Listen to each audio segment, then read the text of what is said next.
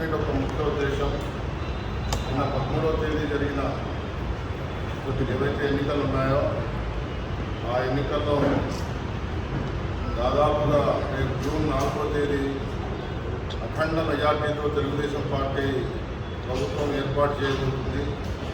దానికి అనుగుణంగా ఎవరైతే రాష్ట్ర ప్రజలు ఉన్నారో వారందరికీ మా యొక్క తరఫు నుంచి ధన్యవాదాలు తెలుపుతున్నాము. పార్టీకి వన్ సైడ్గా అందరూ కృషి చేసి చంద్రబాబు గారి యొక్క పాలనకు, చంద్రబాబు గారి నాయకత్వం కోసం అందరూ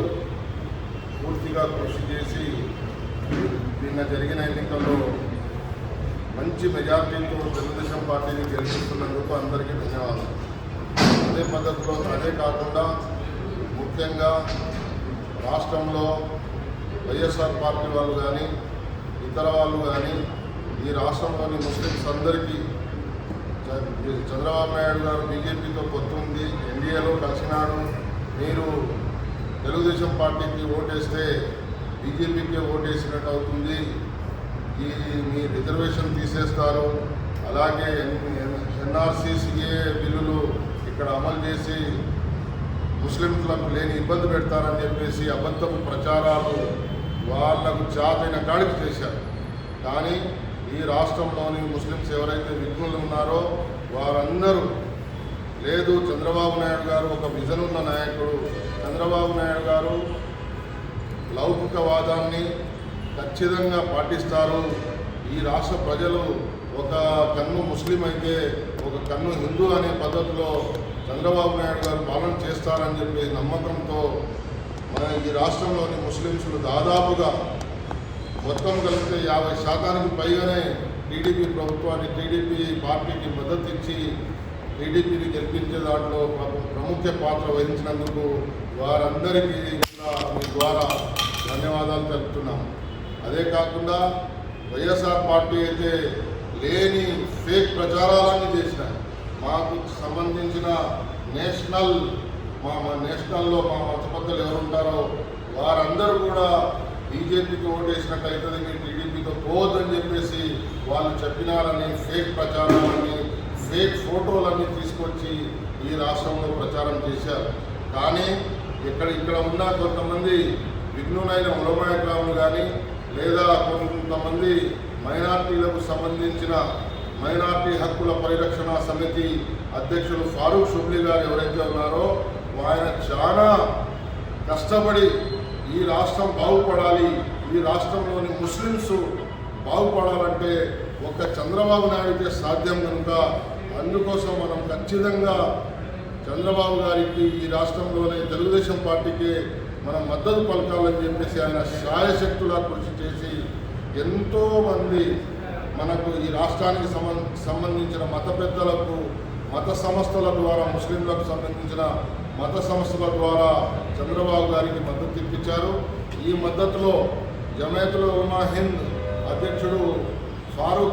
మొహమ్మద్ ఫారూక్ గారు, ముఫ్తీ మొహమ్మద్ ఫారూక్ గారు, ఆయన దాదాపు 150 మంది మా ఉలమాయకులను తీసుకొని చంద్రబాబు గారి దగ్గరికి పోయి, చంద్రబాబు గారు మీరైతేనే అమరావతి రాజధాని వస్తుంది, మీరైతేనే కర్నూలులో ఉర్దూ యూనివర్సిటీ వస్తుంది, మీరైతేనే అన్ని విధాల ముస్లింలకు మంచి జరగాలంటే, లేదా రేపు ఇతరులు ఎవరైతే పెళ్లి చేసుకుంటే దుల్హన్ పథకం రావాలంటే కూడా, లేదా ముఖ్యంగా ముస్లింస్లకు ఏదైతే విదేశీ విద్య కోసం చంద్రబాబు నాయుడు గారు ప్రతి సంవత్సరం